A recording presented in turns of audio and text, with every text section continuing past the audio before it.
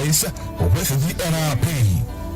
This and every Monday, 8:30 to 10 p.m. Join host Stephen Semanas and the NRP candidates as they amplify your voice.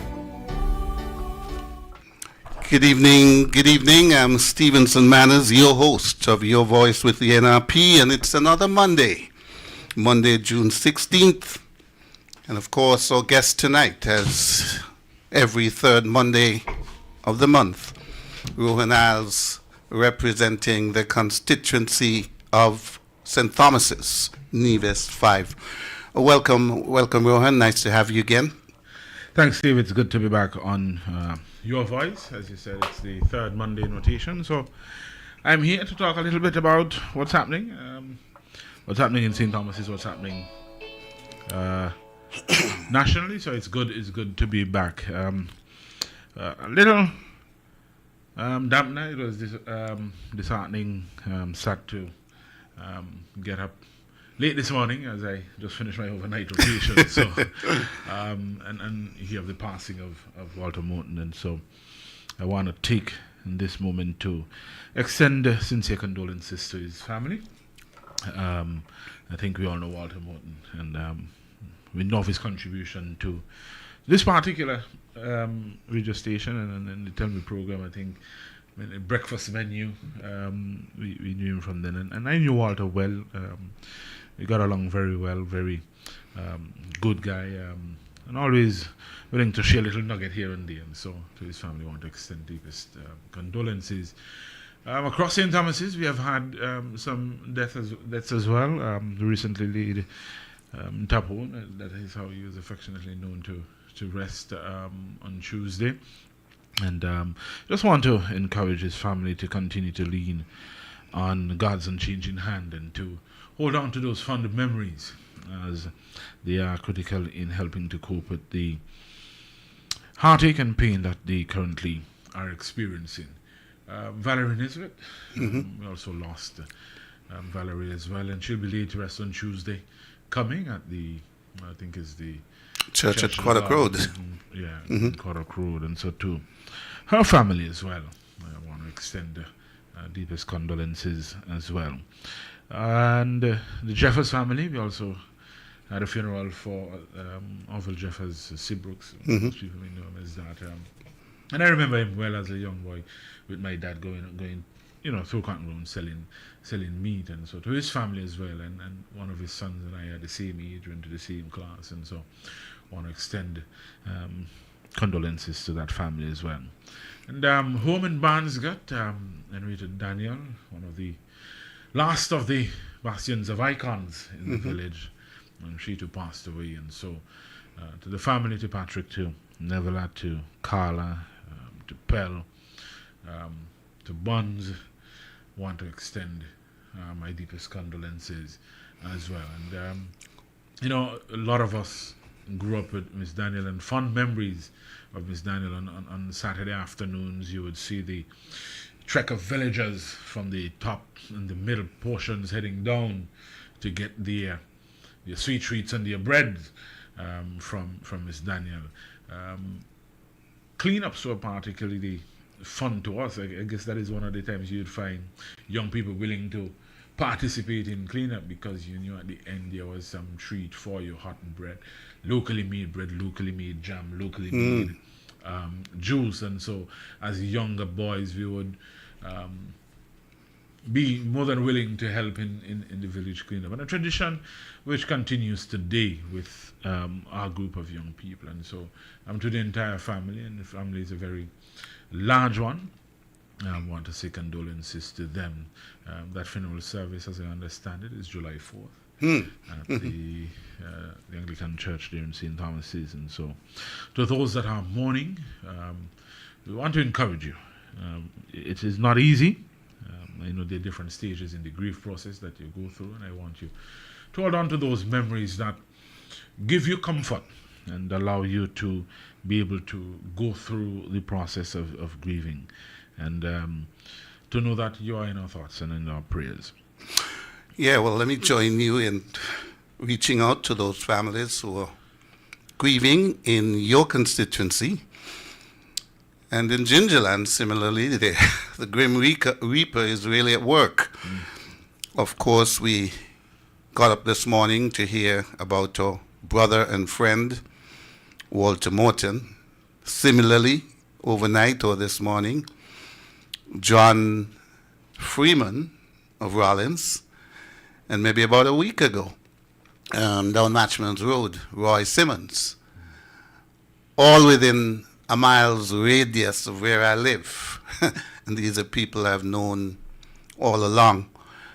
Speaking of Walter, of course, a teacher, Cumbermere and St. John's, I can remember for sure, an employee of Social Security.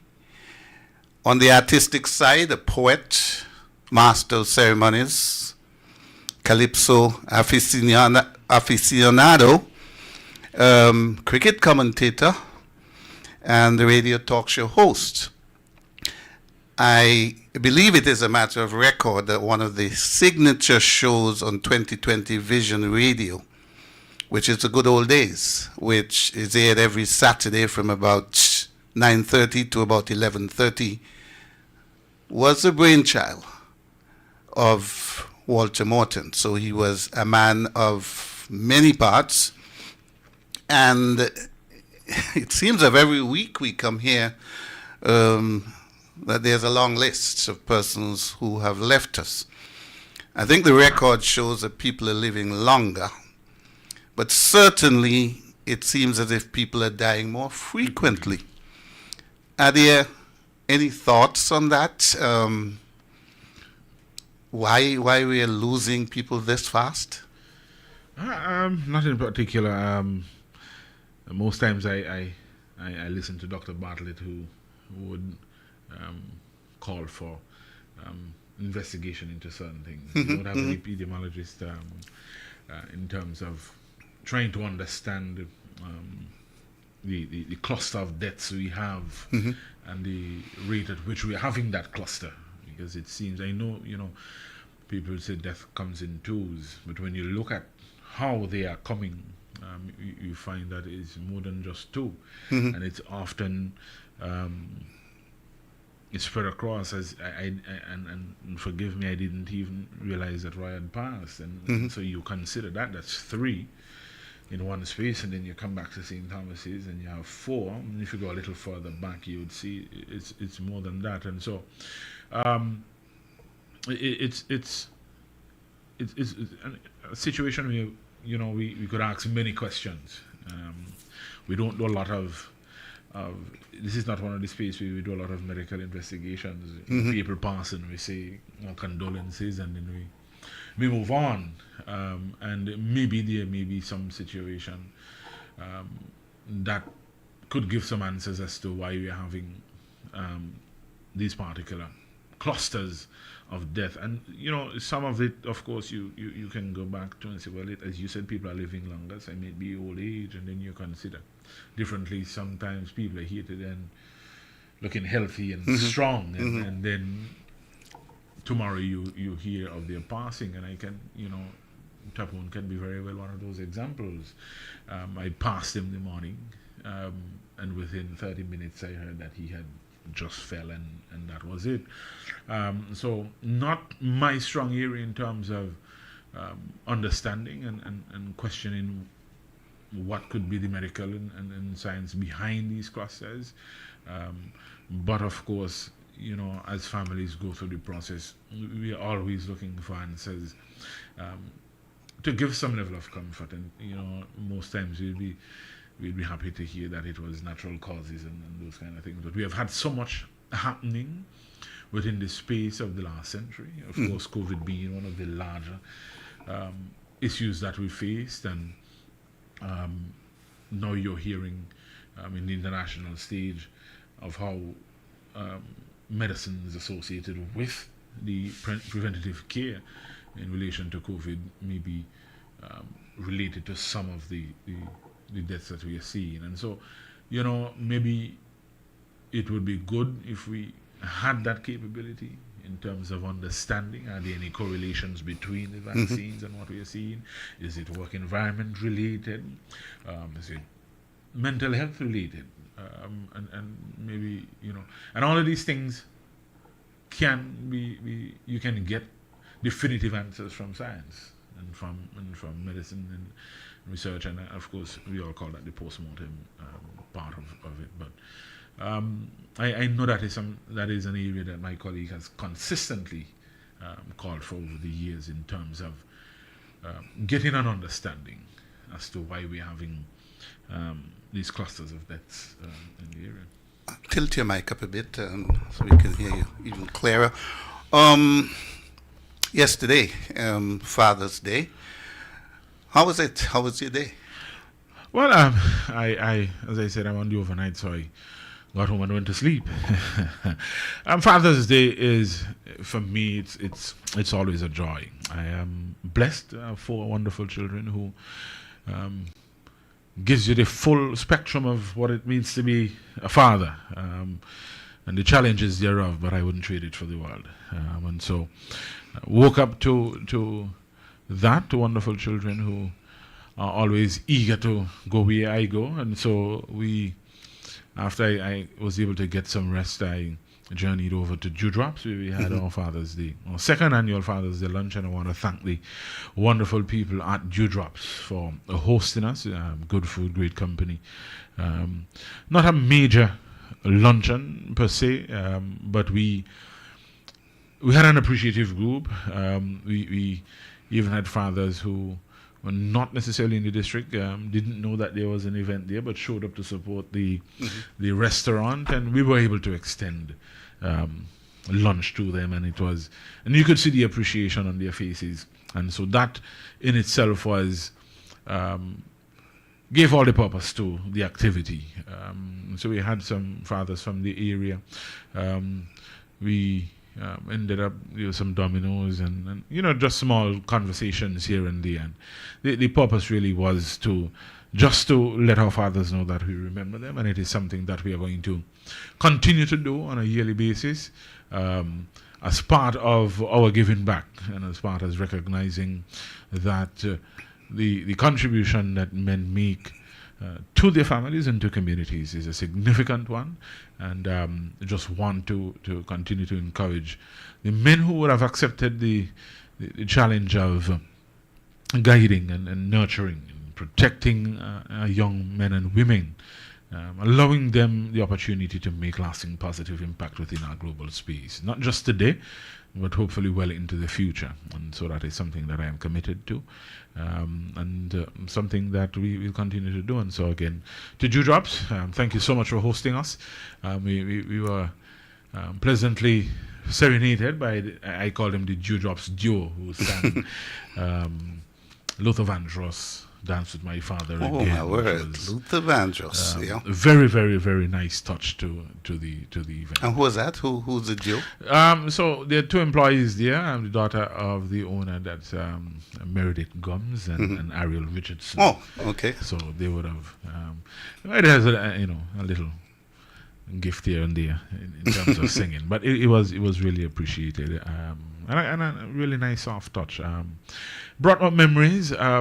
That was the song I turned to when I lost my father some 14 years ago, and so a bit emotional then, but really appreciated the effort in that rendition. I looked at your Facebook page, and as usual, you had a family picture. Yeah. Dressed in what I believe is your favorite color. You were all in white. I want you to share what you posted on Facebook, if you have it to hand, to give us a sense of your view on manhood and what men do for our families and for our society. Sure.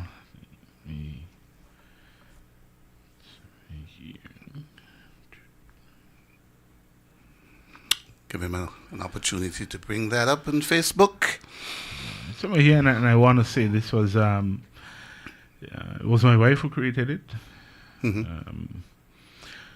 So it said Happy Father's Day, and there are two photos. One of me bending over to tie the laces on my last daughter's tracks at her sports meet, and then the other is, as Mr. Manner said, is a family photo of us dressed in all white. I think we were on vacation then. And it read, today we celebrate the men who have embraced the responsibility of guiding, protecting, and nurturing the boys and girls in our lives. Thank you for shaping strong, compassionate individuals who are making a lasting impact on our world today and for generations to come.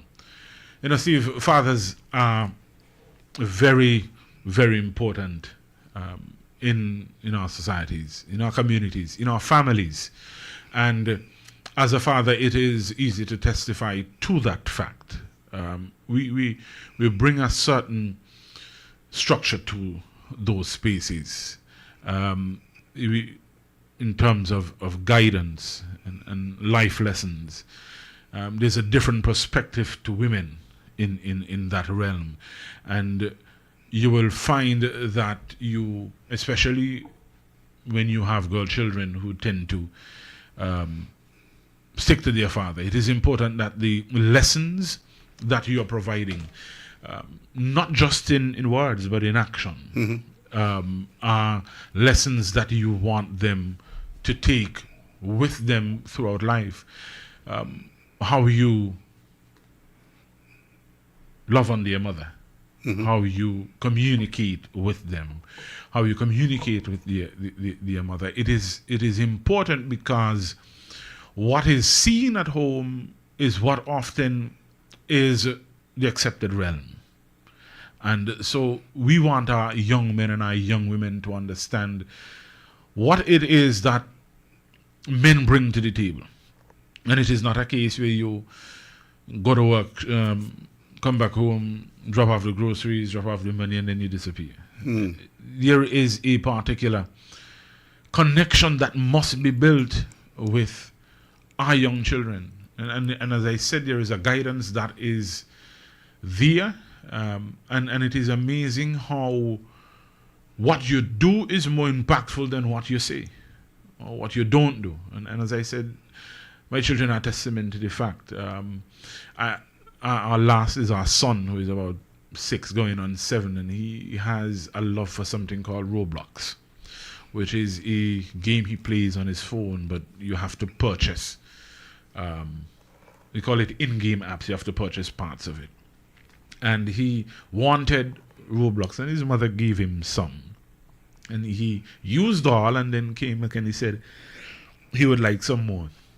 And his mother said, well, there is no more. We don't have any more money for Roblox. And his response was, Daddy has money. And she laughed and he said, well, how you know Daddy has money? And he said, use the green card. So our credit card is green in color.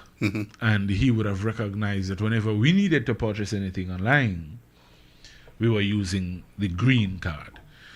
And as simple as that was for me, it was significant because we were not paying much attention to it. In our space, we are doing what we need to do, what we wanted to do. But it is in those moments that our children are paying most attention, when we think they are not paying attention.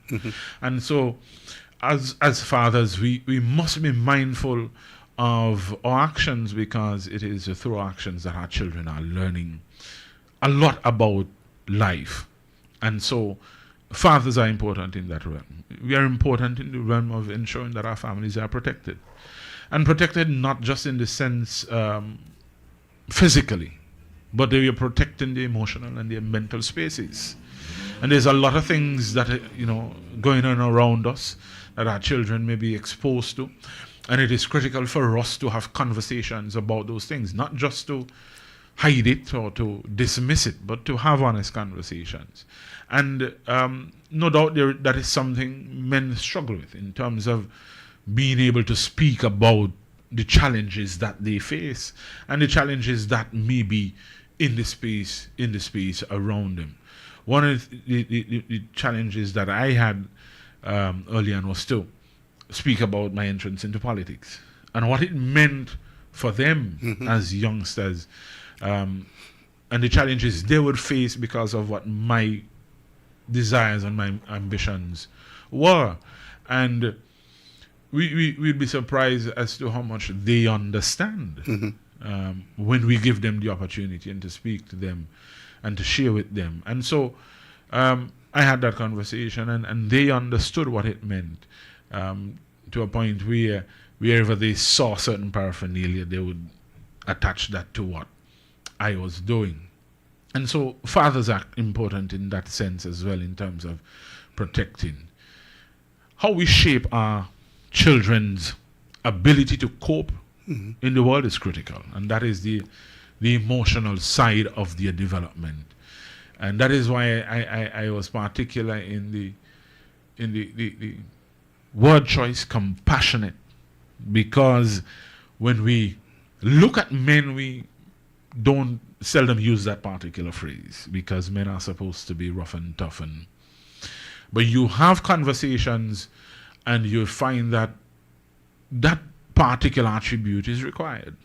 There is a need for our children to see that fathers can be compassionate, that we can be soft, and it allows them to escape their vulnerabilities, knowing fully well that there is a particular cover for them to be compassionate and to be vulnerable, and that is a part of their space. And so outside of the financial support that is there, of course we have to be fully engaged in how we are raising our children, both in action and in speech. One of the things I don't speak much about, Steve, is I tend to give financial contributions to people who normally wouldn't get. And so we call them vagrants and beggars and what have you. But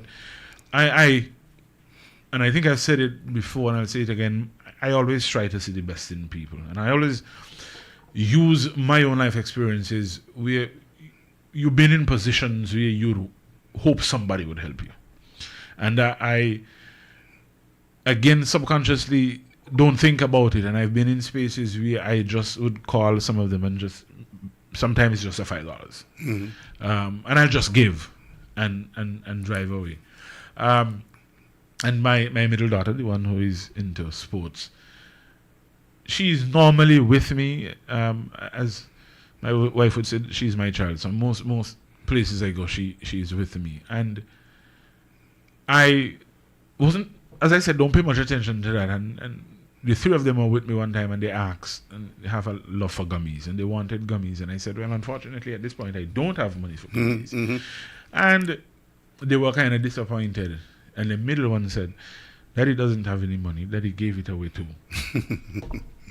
And it stuck with me, as I said before, because what you do impacts them. And I look back, and she has that penchant to do that as well, to give away what she has. And so in spaces like those, Steve, I am proud of the impact I am having on my children. And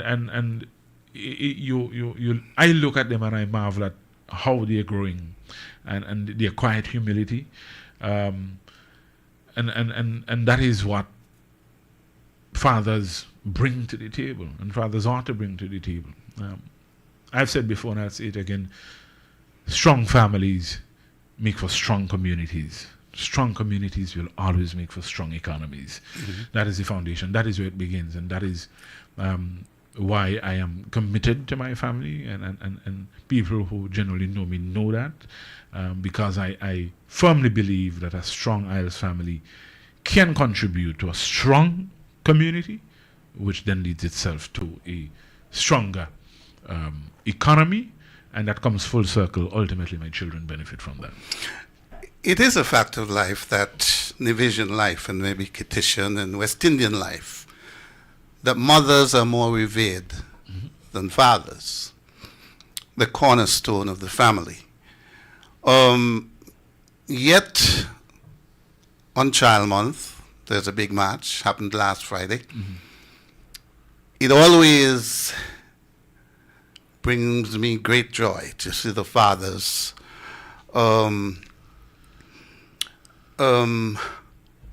with their children. Yeah. They take time off from work. They come up. They come out. They put the T-shirts on, giving me fond memories of my children as very tiny ones. And envision fathers getting a bad knock. You said this is what fathers do or ought to do. And envision fathers doing enough. And if not, what more can they do? Well, that's a good question, but you would have to be in the spaces to understand. And one of the examples you use, and I've seen it myself, and, thoughts are, maybe things are changing on the positive end. When you look at the involvement, and it's just not the child on march, you see them at sporting activities, Mondo track. at the Mondo track, the inter-primaries, at school sports. You see them showing up at schools for activities, and you get a sense that fathers are stepping in the right direction in terms of being present. And as I said, we are more impactful in our actions, and that showing up is what it means between our children being disappointed and being happy and comfortable. Most times you don't have to show up in anything. Just show up. That is it. Because when you, as a former teacher, and you yourself, you can see the difference in our children when their parents, one, don't show up, or two, the mother shows up as to the father showing up. There is a different level of excitement and glee and comfort and love when fathers just show up. And that is important. And maybe this is how it starts with these parades and these sporting activities. But you're right. After getting a knock, we can go back to one bad apple spoiling the entire bunch as an explanation for that. But I have seen in areas how fathers show up for their children, especially at, as we would have said, those signature events. And that is what we ought to do. And for those who are not showing up, and showing up, as I said, isn't the buying of the groceries and the snacks and then disappearing. That isn't showing up. It's as if you are saying, this is what is expected of me, and I'm going to fulfill the basic of those requirements. And you can say that you didn't get. What about, if that is going to be the case, what about picking them up and taking them grocery shopping and fostering that level of connection and that bond that they are going to remember? They are not going to be concerned about the groceries that you bought. What is going to stick with them is the fact that you took them grocery shopping and they were able to spend time with you. And in certain respects, they get an understanding of the challenges you may face as a father. And that it isn't the case where you didn't want to buy the cereal that they wanted, but you were able to demonstrate that in order to give you more of what you need, we had to make a certain or particular choice. And so those are things, little things that you can do. 2 minutes of just listening about what the day was. Sometimes they, jump in the Jeep and I ask, how was your day? And it's a long story. And you get the sense that they wanted to share what happened during the day. And those are, they may seem insignificant to you, but in reality, it means the world of difference to them. Know what they like, understand how they think, so that you can move with them in terms of how they operate. And so, with 4 children, they're completely different, save and except that the athletic one and the boy are similar, but they're very different. Imani gets bored easily because she is always wanting to be on the go. Joran, which is the boy, he's more into the tablet and the games and that's, IT space. And so with your child, with your children, you've got to understand what it is that they like to do, what it is they don't like to do, and how you can best fit into their space. Critically, once you get children, it's no longer about you. Even your parents will tell you that. Their grandbabies come first and foremost. But you have, in efforts to ensure that you are connecting with your children, do your best to fit into their world. That is how you best connect with them, because you get an understanding of what is happening in their space. And then you can use your world of experience, your knowledge, not to confuse their space, because you've got to let them develop their own identity. But you get an idea of what the challenges in that space may be, and you can quietly guide them into directions that they can fulfill that which they want to do, and to do it in a comfortable space. And so to our fathers who are doing their bit and their part, continue. Your rewards are already written. And to those who are trying, continue to try. Believe you me, your children see the effort. For those who have yet found that particular direction, time waits on no man. And the opportunities that you may be letting slip by, and those you will never regain, and then you find yourself having to catch up and you miss out on a lot. It is one thing to experience connecting with your children at a young age and watching them grow and grow with them, to actually somebody telling you that your child did this and your child did that. It doesn't match, it doesn't mesh. And as a father who is engaged, I can tell you sometimes when I can't travel, when we can't travel with him, and even she goes to football, and then you see the videos of her playing, it's not the same. Because you want to be in feel, the moment. Yeah, you feel like you have missed it. You're looking at it in replay, you want to be there. And so it's just a bit of encouragement. Trust me, just spend that time, and you'll see how you and your children can become that masterful peer or trio or quad or whatever you want to call it, or how many you have. Give them the opportunity to see you as their father, knowing that you are always going to be present. Family man, model dad, giving us lessons in fatherhood. And of course, we're going to take a little break now. We reach the top of the hour. When we come back, we're trying to build better societies, and Rohan will tell you what he's doing in his community. He's a caretaker for St. Thomas's, Nevis 9. Take a break and be right back. Your voice with the NRP. This and every Monday, 8:30 to 10 p.m. Join host Stephen Semanas and the NRP candidates as they amplify your voice. And we're back with Rohan Isles with Your Voice with the NRP for Monday, June the 16th. And of course, Rohan comes here every third Monday. So it's been a couple of weeks since he's been here. Fill us in, Rohan, on what you've been doing, your involvement in the community. Yeah, well, unfortunately, maybe not the right word, but we've had to attend funerals, but we continue to show our support for our constituents. As I said, sometimes it's just about showing up.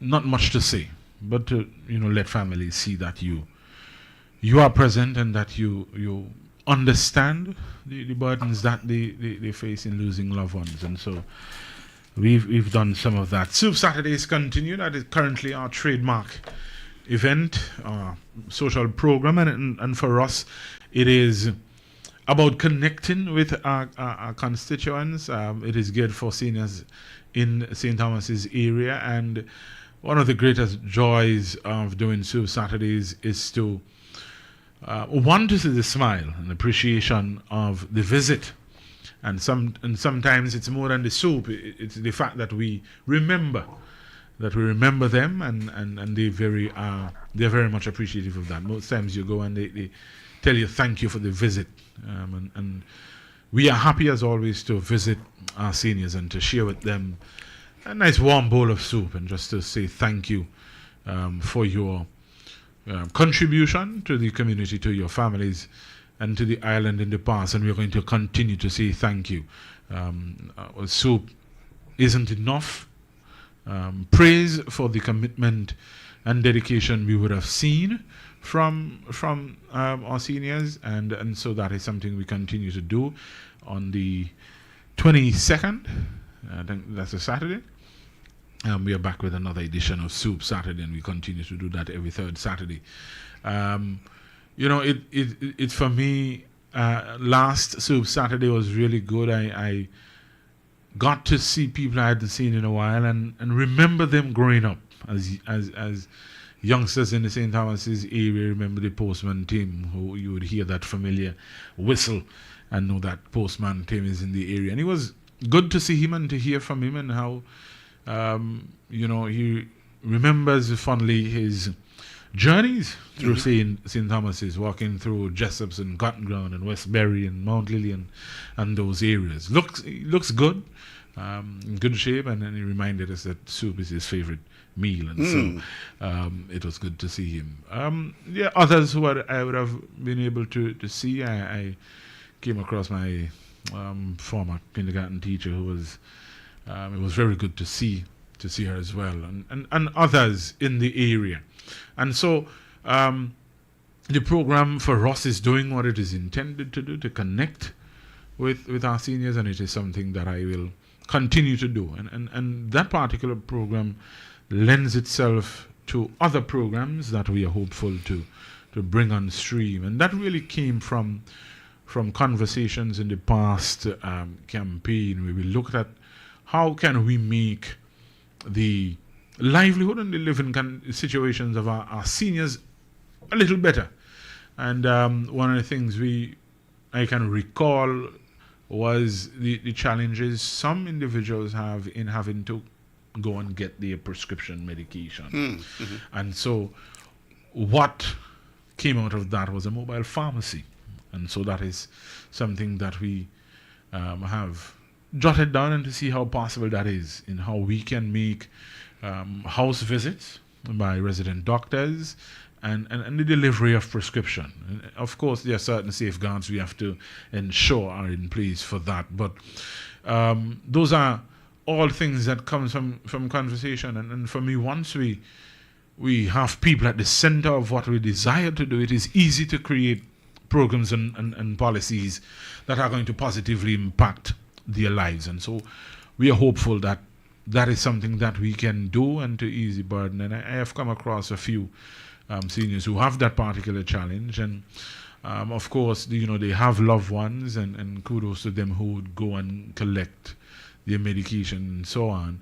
But seniors who have that breath of independence as well. And so that is something we are seriously looking at. And so Soup Saturdays continues, and see what is particularly pleasing to me is the fact that people are looking out for the program, which means that we are having a positive impact in that regard. And so we are going to continue with that. We had a breakfast sale on Saturday. Normally we do our breakfast, I think, is the last Saturday. Of course, July is coming, and that is the Culturama space, and so we'll have a discussion as to how we want to tackle that particular breakfast. And we want to say thanks to those who continue to sponsor our breakfast, to those who continue to contribute, and those who continue to patronize our breakfast on Saturdays. And so that is going to be something to look forward to for this month. And then we spoke recently about our Father's Day lunch.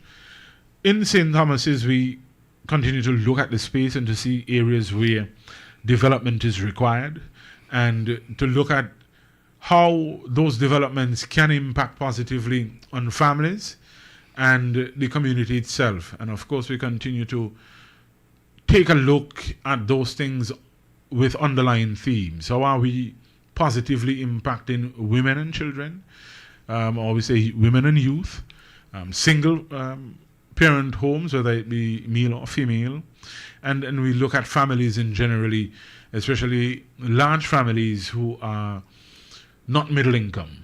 And so it is always with those things in mind we look at how can we make a positive difference. And so the areas we're looking at infrastructure, because of course we know infrastructure has its different areas that can bring positive impact to our people. In of course, job creation. And what type of jobs are we looking to create, and are they short-term, medium-term, or long-term jobs?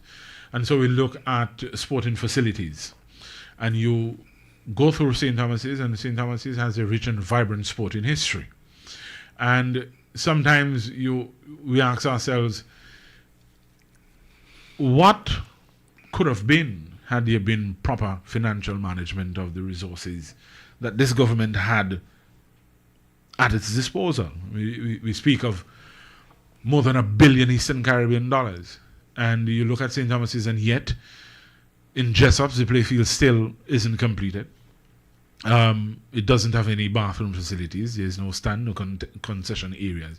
And so the space isn't fit for purpose. It isn't doing what it is or what it was designed to do. And so it is not being used as it should be used. You go around to Barnsga, and there is a space. I think when I was here, I spoke of how the area was used for dumping, and somebody in their wisdom, maybe couldn't clear it up, but they say, well, we're going to block it off, you can't use it, and so boulders were placed at the entrance. But the residents of Barnsga can't use it. And so that too in itself is not fit for purpose. It is not doing what it is designed to do. You go over to Cotton Ground, where many division and national cricketers have played cricket. And that space, like Browning and like Charleston, are very big spaces. And much can be done with that space. And so I have asked a former student of mine to take a look at the space and to see what creative ideas within their professional realm they can produce for that particular space. Of course, the court is there. There are some young men who continue to stay active by using the space for football, but the facility needs some remedial work. There too, there is no bathroom facility, there is no stand, there is no concession stand. And the people within Cotton Ground has been asking for a very long time for the old police station to use as a restroom facility. In the last campaign, we heard over and over how the space was promised to the police officers at the nearby Cotton Ground police station for gym purposes. Well, that has not happened. There is no gym, and so it isn't doing what they said they were going to do with the space. And so we've been asking, since that is not coming to fruition, can we have the space so that we can have bathroom facilities, so that the young ladies that practice netball with Lady Vera Herbert can have bathroom facilities? Let's entertain this caller. Good evening, caller. Welcome to Your Voice with the NRP. Good evening, Steve. Good evening, Hi, Rohan. good evening. Good evening. Mr. Iron, as I listen to you, I'm so looking forward to see you take back our name in that St. Thomas's area. I am so impressed with what you have been doing outside of government that I can't wait to call you honorable.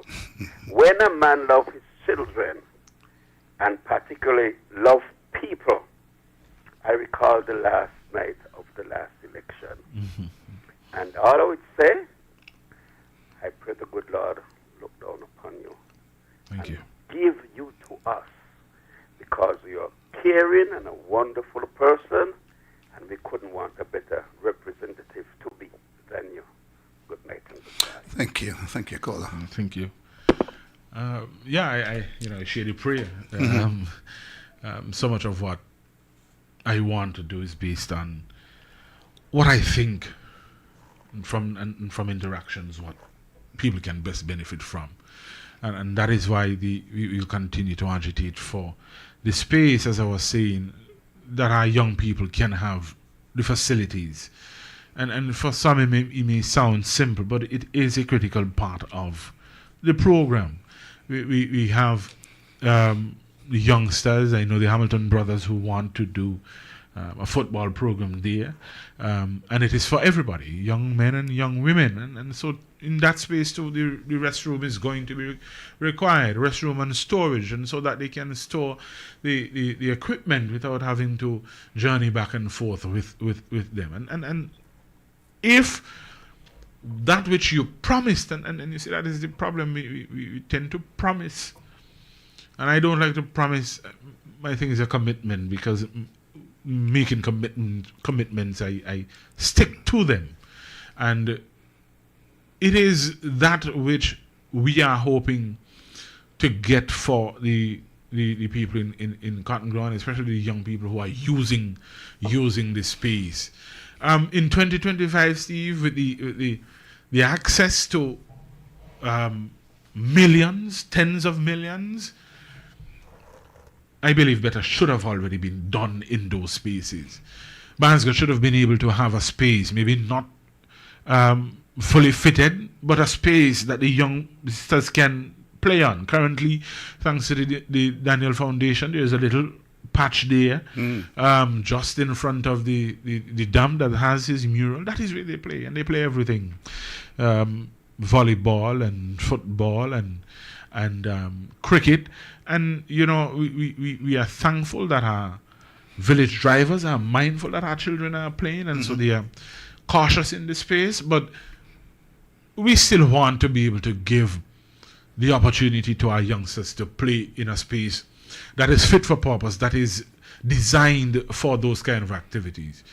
And so we continue to agitate in that area. And so our commitment and my commitment to the constituents of St. Thomas's, when we talk of infrastructure, is to ensure that those facilities are meeting at least the basic requirements for their purpose.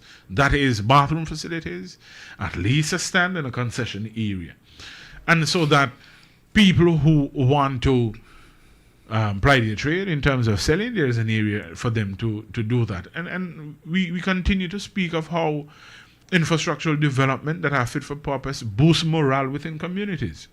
And then people would have more reasons to organize tournaments because the facilities are there for them to do that.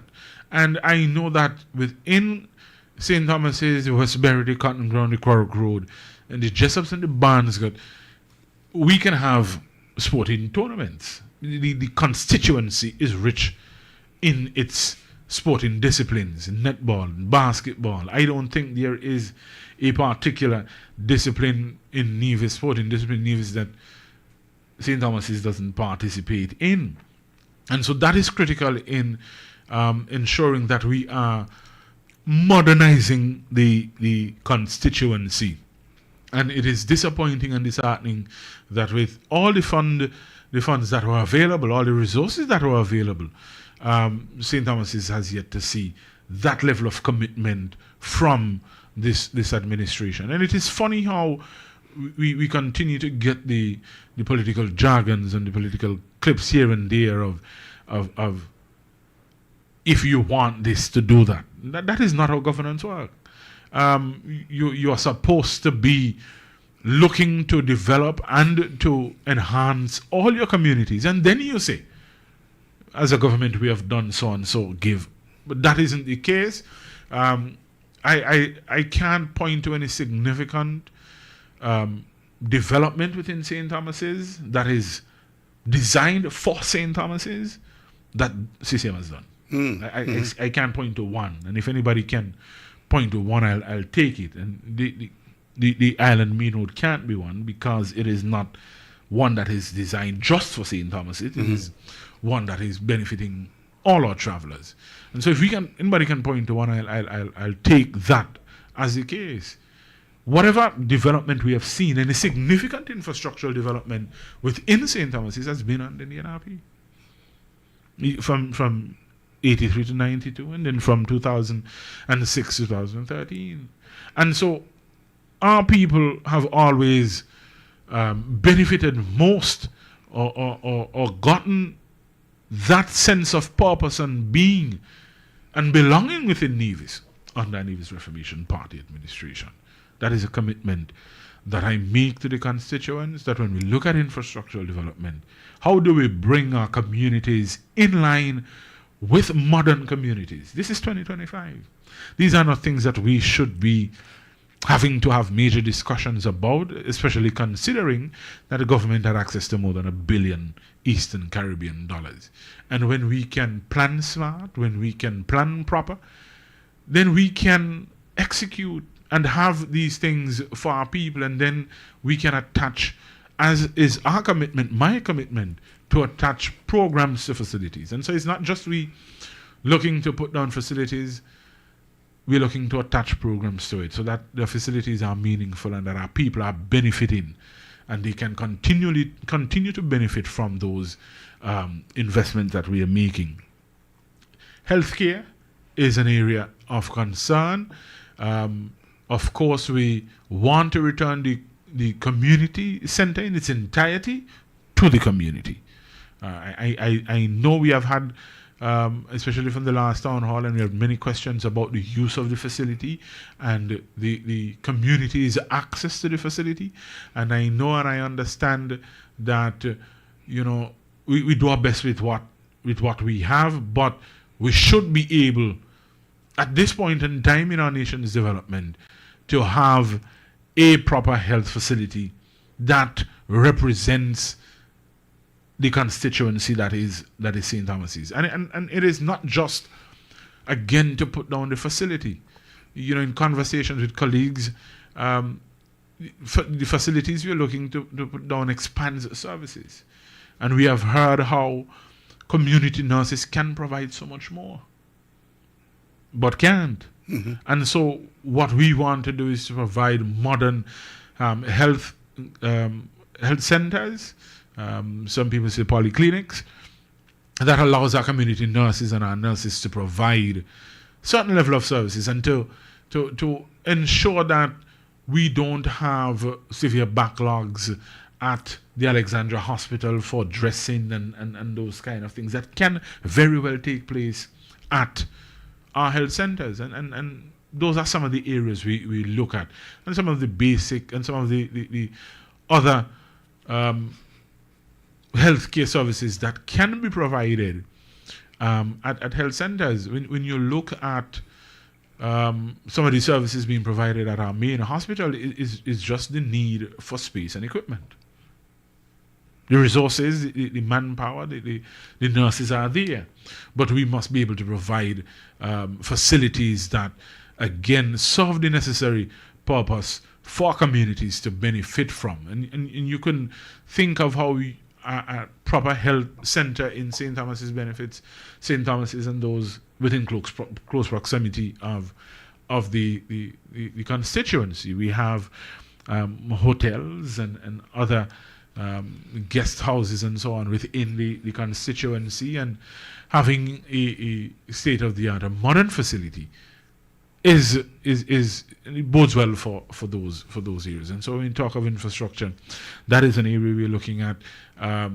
Of course, we have to do all this, ensuring that what we are doing is in line with the global best practices in terms of constructing these facilities, and that once it is done and completed, it is doing exactly what it is intended to do.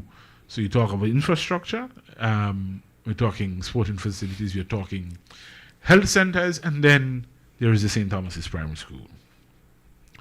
In February next year, it should be 55 if my calculations are correct. St. Thomas's Primary. 55. Should be 55. I think it was 1970, built by the Canadians. Opened in Cedar. 1971, yeah. Yes, Prospect was 65, and yes, 55 years. Yeah. 55 of outstanding service. It is time for a facility that represents where education ought to go, needs to go. We are talking about safe schools, we're talking about safe spaces, we're talking about modern schools. I'm committed to championing the efforts to ensure that we have a modern facility at St. Thomas's in terms of a primary school. The last great addition to the school was under Joseph Halkett Parry, when we added the 2 grade 6 classes, the 2 grade 5 classes, the library, the computer lab, and some bathrooms. And so we as a people, we deserve the best. And that is really my commitment.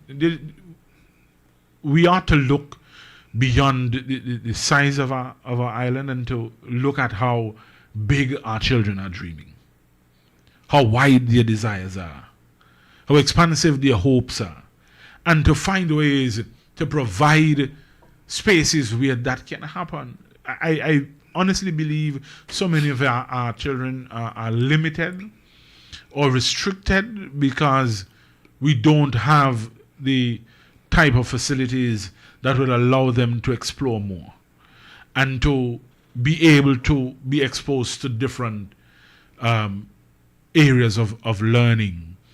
How many scientists have we missed because we didn't have proper science labs?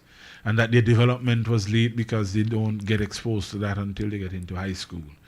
And I know some people are going to say, well, the curriculum is already heavy, but I'm talking about that hands-on ability or access to basics, because that is where it starts. We can expose them to the basics and to how our children are growing and learning these days.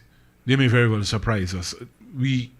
When we provide spaces, as the movie said, if you build it, they'll come. Prodigies can come through. But we need to be able to have those kind of modern facilities for that to happen. Gym spaces that allows for indoor activities. We really ought to be dreaming and to be looking at how we can provide facilities that, again, I say that are modern and that allows for certain activities to take place. And so, if we are going to, and hopefully we can provide a new facility, a new school for St. Thomas's, as they say, why don't do it big one time? So that is something to look at. That is something I'm committed to championing, because I believe at 55, the current structure has served. It has served well, but I mean, if you take a look, you can see the deterioration that is happening at the facility, and it may just be financially wise to just put down a new facility that is going to give us maybe not just 55 but 100 years down the line. But there are challenges there, of course, the challenges with the restrooms. Of course, I said the building is deteriorating, and in some instances can provide or be a hazard. But I won't, say that it's all bad. I know that they continue to do some remedial work on the school at times, but I believe after 55 years, I don't know the amount of resources we would have had access to. St. Thomas's and Ivor Walters, who you said is 65. And I don't need to speak about Ivor Walters. Dr. Bartlett does a pretty good job of explaining what is happening there. She would normally say the drop shed drops in. But in infrastructure, we're looking at, I'm looking in particular at ensuring that it is a one-space primary school, and we can get into maybe after that the conversation of, do we rename it or do we hold on to the iconic St. Thomas's Primary? But I'm definitely looking at that and how we can make the space modern enough.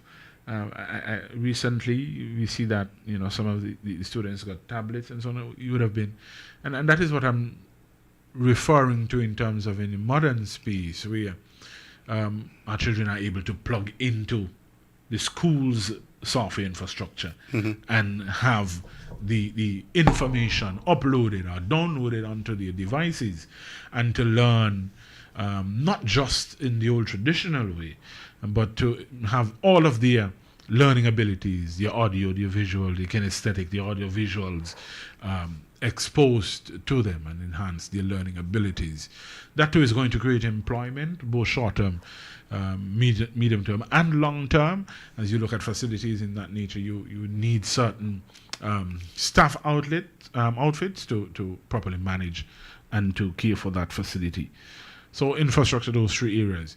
And with, as I would have said, when you hear me talk infrastructure, always know that there is a social program that is going to be attached to that. And so in education, there is no different. How can we utilize the space more than 6 hours? And so, of course, we have community centers that we can have educational programs in. One of the most successful programs I participated in and was happy to have was the homework assistance program, which significantly impacted our children's lives positively. It was a situation where children didn't have that ready access to assistance at home. And it wasn't so much a case where parents didn't want to. Some just couldn't. And so when we were able to help children with their homework and they came back to school the next day, it was a different person.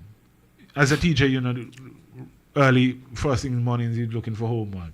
Have you done your homework? And you could see how our students were when they knew they didn't do their homework. And so their participation level was low, their energy was lacking, and that negatively impacts students' ability to learn.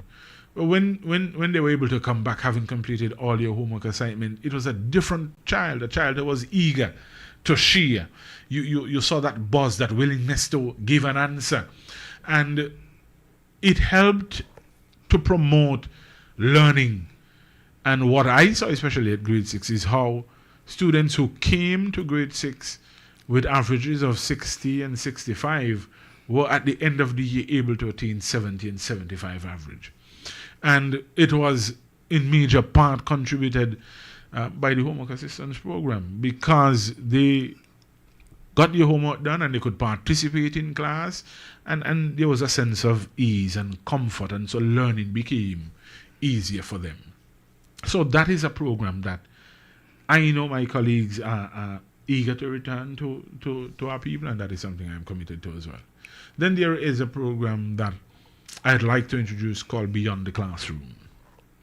And what Beyond the Classroom does is to bring parents in line with what their children are learning.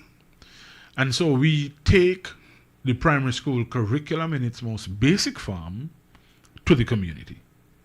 And so whatever the children are learning in social studies, in science, in English, and in math, parents who are willing and want to be able to assist their children, that is a program they can enroll in. I know, having had the experience as a classroom teacher, the significant improvement that is going to make in the lives of not just our children, but our parents, who are going to get a greater understanding of the curriculum, a greater understanding of what their children are learning, what they're going through, their learning challenges, and it is going to create a greater bond in terms of families. Because when parents can help their children and having the necessary tools to do so, then you can see, and I have seen, the improvement that can make. So Beyond the Classroom, and that is why it is called that, takes the classroom to the community and to give parents an opportunity to understand what their children are learning. And of course, I use the core subjects because it is in particularly geared towards the primary school there. So that is one. Then we have Activate Your Mind, EYM, which is a skills program for children at grade 4, from grade 4 to grade to 16 years. So I think that is fourth grade to fourth farm. And it is a weekly program that is going to teach basic skills. We not going to be the in depth, but basic skills, basic cooking skills, basic baking skills. How do you basic plumbing? If your pipe is broken in your house, what do you need to do? And that is something, and I use that as an example. I remember I had a broken basin pipe, and I went outside and I turned off the main, but the pipe would still drip. And for I every half an hour, I got up to dispense of the water that had collected, and I got, it was frustrating to the point I woke up my mom. Her husband is, they say, a jack of all trades, master of none. She didn't even bother to call him. She said, "Go turn on all the pipes in the house." So I go and I turn on all the pipes. And she said, "In the house," and I did in the house, but the pipe would still drip. And you say, click, you know what? Maybe she means all the pipes on property. And I went and I turned on the 2 pipes on the outside. And that is how the water stopped dripping. Information like this is important to share. I probably spent an extra $5 on water just dripping all night. And so these are just little nuggets of general information that can be useful to young people. And you never know what career path they may take from just being exposed to those basic things. Things like, what do you do in an emergency? If your house is in fire, what do you do? Where do you go? Who do you call? Mapping out emergency routes in terms of earthquakes and tsunamis. We also want to look at very early, what are your career options? What it is that you want to do with your life? And you're never too young to have a thought about what you want to do. And so Activate Your Mind, as it is called, it is designed to activate all the spheres of your learning ability and to expose you to some basic skills in life and to allow you to be able to use those skills in your daily operations, financial management and how to save and looking at how you earn money and spend money. You may very well from that become a young entrepreneur. And of course it is critical because I have seen that quite a number of young people, especially women, young girls, are getting into entrepreneurial spaces in terms of the makeup industry, who are not doing lashes, doing brows and all those things. And so those kind of spaces and those kind of training opportunities and exposure can be beneficial to our young people. And so I looked at infrastructure and I shared programs that can work. Of course, no program is 100% perfect, and so we are always open to the ideas in tweaking and making sure that these fit for purpose. And so just a nutshell recap, we talk infrastructure, we talk sporting activities, facilities, the healthcare and the primary school and the associated programs that can come with that. Of course, we have spoken at length about sporting programs in upgrading our coaches, providing our young people with opportunities in football, in cricket, in netball, in basketball, in tennis. And of course, we are seeing a lot more non-traditional sporting activities develop within the federation, and so those too can be areas that we look at. In terms of the health center, we looked at mobile pharmacy and home care visits, and of course in education, homework assistance program, beyond the classroom and Activate Your Mind. Those are some of the areas, and of course, Steve, as I said, I am always looking at how does these programs, or how do these programs positively impact certain categories of constituents? How would young people benefit? How would young women benefit? How would small families benefit? How do single parent homes benefit? And that is ultimately what guides my thought process in creating those very far-reaching programs. Yeah, we got just about 18 minutes to 10. We're going to spend those 18 minutes looking island-wide. If people are honest, they will tell you that we appear as an island stalled in 2025. Last Culturama, or leading up to last Culturama, there was a buzz of activity. Lots of talk. The hospital, for instance, would be put on hold because they had to deal with more time-sensitive matters. But in the new year, they will get back to work. June is almost done. 14 days to go in June, which of course is a halfway point of 2025. Now, the CCM has been trying to fill the nothingness with a lot of social media interaction. They're trying to fill the empty space. And one of the things that they have done is an online survey. And I saw your reaction to it.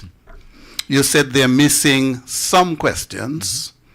And you listed 6. As I said, we've got about 18 minutes, so you have about 2.5 minutes to talk about each one. First question that you said should have been added to the online survey: how do you rate our financial management? What say you? I mean, I think I didn't even go through that thing with the option listing. But if you go back to the former Prime Minister, and I'll quote him, the Premier is a bad manager.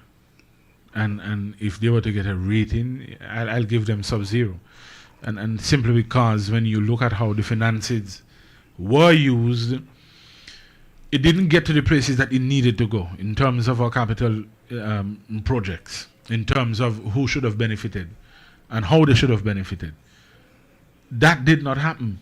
Because we know capital projects are designed to reach the ordinary person. The benefits are supposed to trickle down.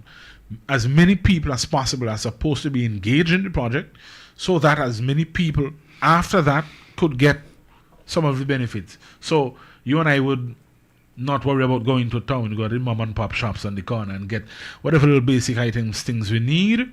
That is a benefit there. They in turn can then spend money.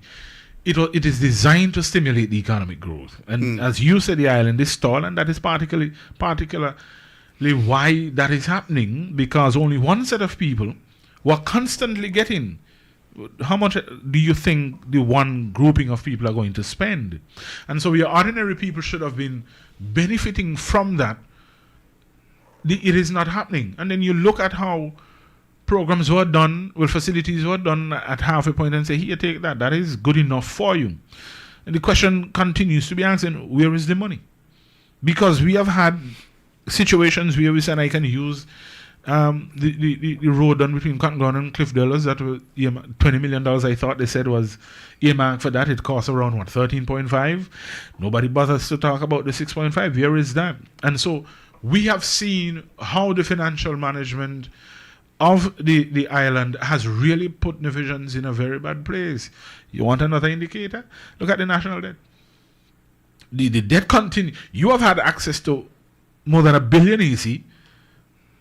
The debt is half the amount you would have access to. So you had access to all that money, and yet you were consistently taking loans. So what were you doing with, or what have you done with the monies that you would have had? Say, if I accept to say you paid personally monuments.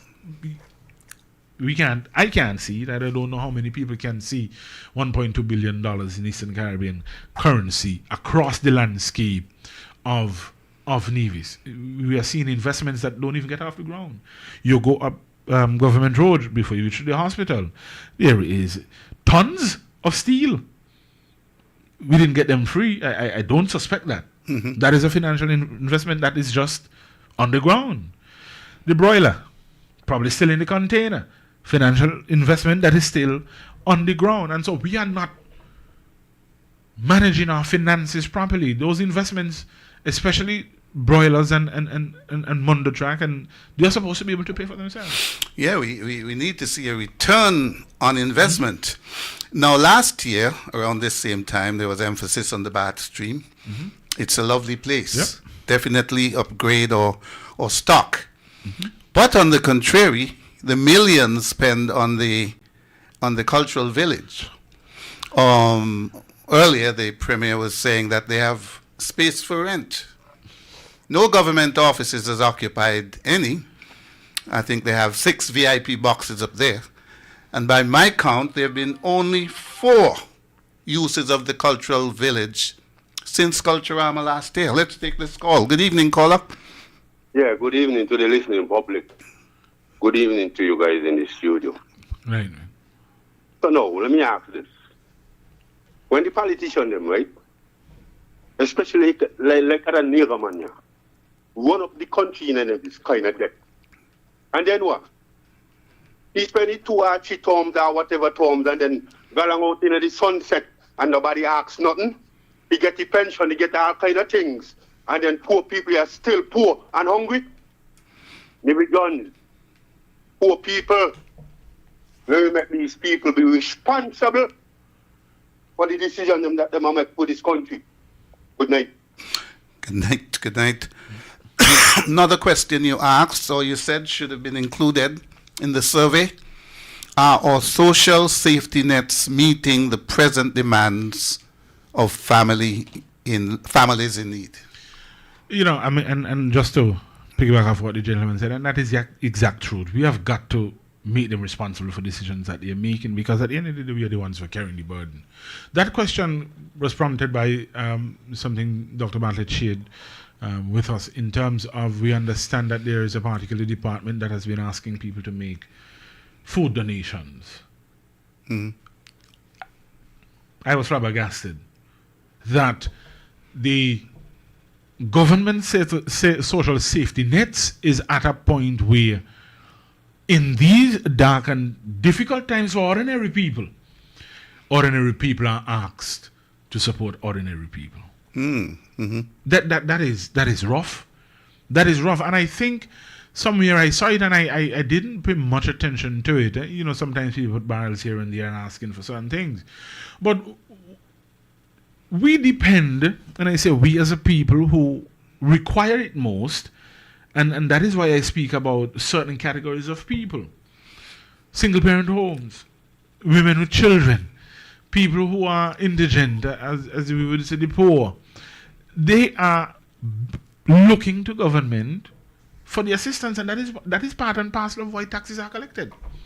And so our people benefiting from the social safety nets when we are asking people who are struggling to help people who are struggling. So imagine you go to the supermarket and you barely could get anything out of $100, but you are faced with the question, and knowing divisions who are loving and caring people, we tend to give. And not because we have it, but because we sometimes understand that who is asking me need it more than us. And so I don't particularly see that the social safety nets are doing what they were designed to do in that case. And one of the things I asked, Dr. Bartlett, when she shared that, is if we know what the basic family basket is in terms of the groceries, would it not be, a little wise for government to say, listen, let's get a 60-foot container of these particular items, because this is what we understand that these families are in need of, and distribute that rather than trying to get people who are suffering as it is to give out of their suffering to help. As I said, I know divisions are going to, because of the type of people we are, but it is it is unfortunate that the government doesn't see the need to improve the social safety net. But just the Chinese say, money in a day. Money in a day.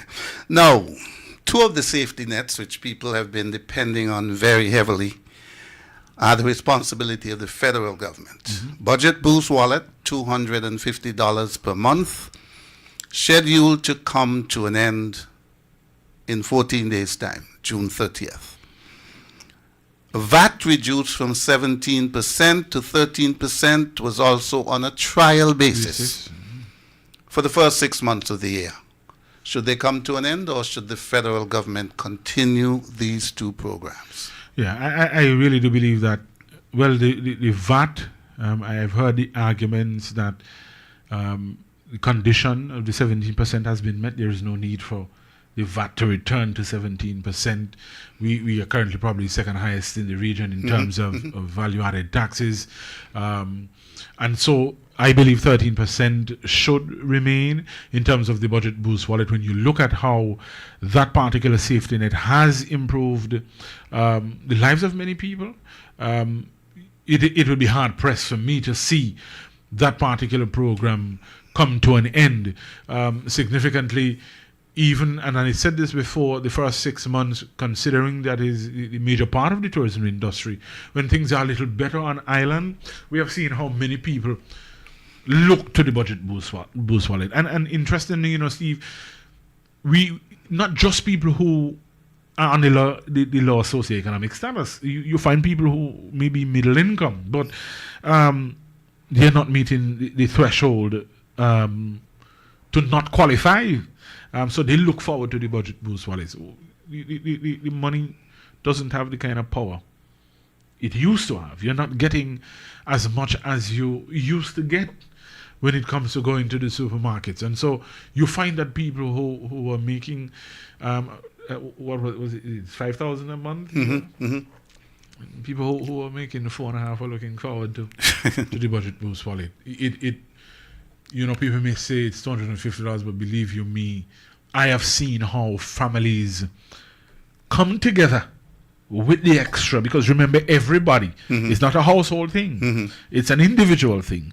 And so when you have a family with 6 people who are not getting to that amount that is stated, and they're getting the $250, you could understand that is $1,012.50 that can be used for groceries and utilities alone. And so and I'm speaking just about Nevis. You could imagine the positive impact the program would have had on seeing kids as well. And so if there was ever any advice that I'd give, and I'd hope it'd be taken, is for them to seriously consider an extension of the BBW, as they call it.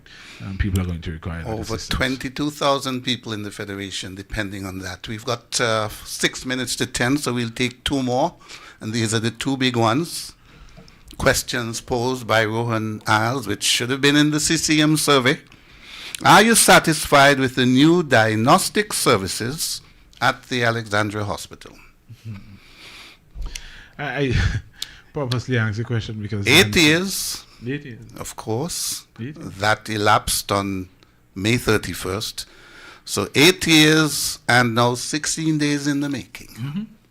And somebody should ask me what diagnostic services I'm Yeah. referring to. I mean, it's incredibly embarrassing that is our current situation. And for me, again, I'll keep saying it. It is not just the physical structure. It is what it meant in terms of services being provided to our people. In a time, Steve, when we can go back to your earlier questions, in understanding why we're having these cluster of deaths and illnesses, we don't have what was promised. And how that could have made a difference in being able to diagnose early and treat early some possible illnesses that some of the individuals who would have passed on would have had. But you know, I heard this over the weekend. Life goes around in circles. And one of the very first acts as the minister responsible for health was to let it die. Let them rot. Let them rot. And so now he can't find a way because that very same act is attached to him like a tail. And so nothing he tries to do in that space is going to come to any good. He started it. Old people say, well, start bad, end bad. I said it year after year since 2022. I'll say it again. It is going to take an NRP government to finish that facility the way it is supposed to be finished and provide the necessary services to our people. Some people are saying, and you hear it more and more, why not just demolish the whole thing and start afresh? That is going to be something for the technical experts to share and for the cabinet of the new administration to make an honest decision into how to best move forward with that. But those are questions they should be asking people. You have put Nevis and Nevisians in a position where the emotion is more important than the reality we face. And so you're always having this emotional attachment. Paint it, make it look good.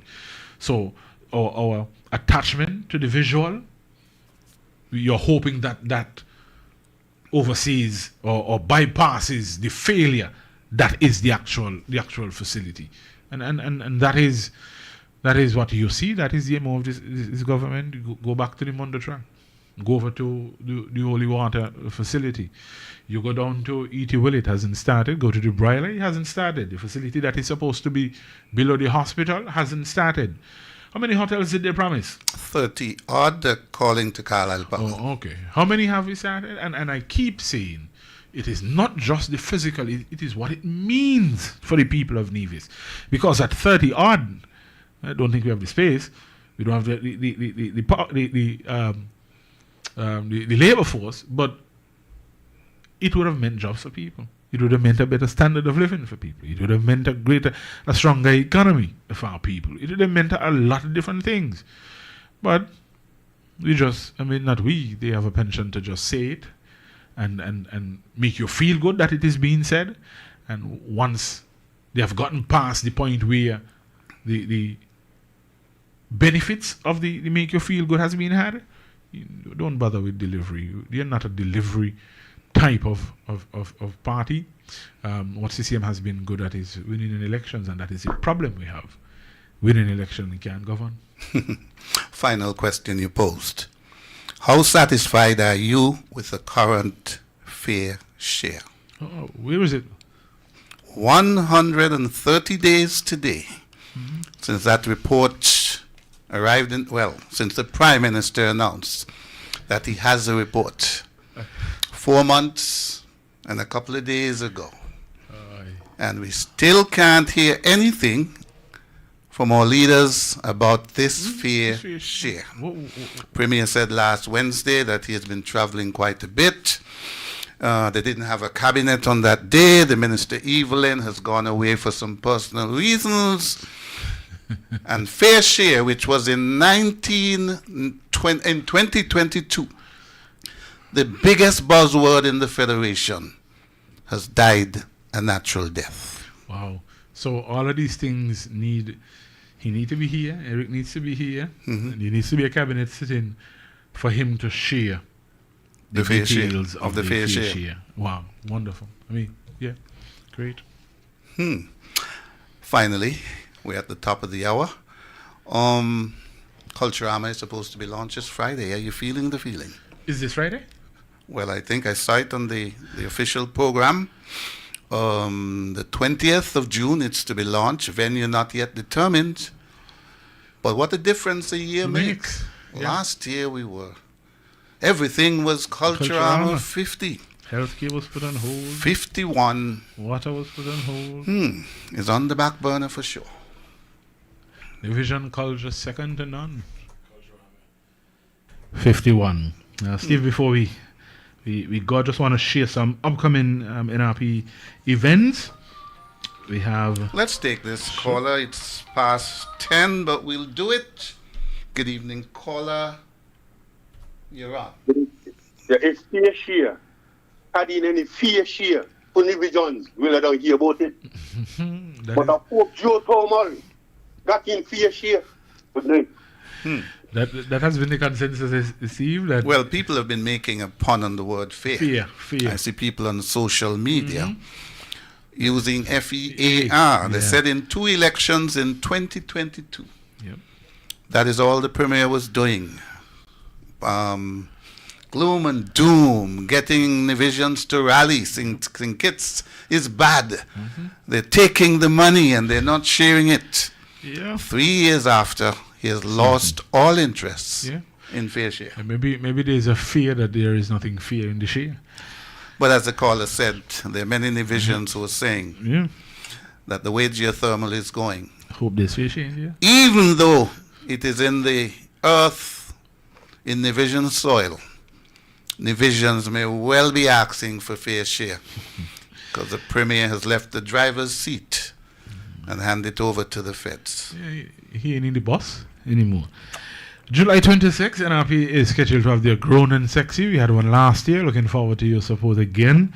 It will be at the Lindsay or the patio there next to Best Buy. So that's the 26th. NRP St. Paul's is having a summer recovery raffle. I think the grand prize is $5,000. Second is $3,000, and then third is $2,000. That is in August. They'll be having their breakfast on the 21st as well, so visit them there at Boca Park for that. And then, of course, we're having that grand all-white brunch, and this year's theme is A Touch of Madras. Madras. So those activities are set for the NRP calendar. There's more as the candidates come in, caretakers come in, they'll share. But just wanted to get those out early. Grown and Groovy, on July 26th. Summer Recovery by St. Paul's, that is on August 3rd. They're having their breakfast as well this Saturday at Boca Park. Go on and get yourself some good breakfast. And then we have the save the date out for the all-white brunch. And of course, this year's theme is A Touch of Madras. Thank you so much, Ronald, for spending the last 93 minutes with us, doing 3 minutes overtime, which means that I've been robbed of 3 minutes in the third quarter of Indiana Pacers versus OKC. Heading home now to watch the rest of the game. Who are you rooting for, Rohan? Man, I like Shea. So, well, of course, he has Antiguan roots. Both parents are of Antiguan stock. Matter of fact, the tournament, the finals, has 4 people of Caribbean roots. Two from Haiti. I think it's Dot and Mathurin, one on either side, OKC. And of course, you've got Alexander. And the other guy, his name eludes me at the moment, with Platts, clear guy. He has Jamaican roots. Oh, nice. So evenly balanced, the Caribbean having great effect on the NBA. I'm rooting for the Indiana Pacers. Oh, my. We'll see if they can go one up tonight and finish it later in the week. Anyway, that's our show. We'll be back next week. And that should be the turn of the cool ruler, Dr. Janice Daniel Hodge. Good night.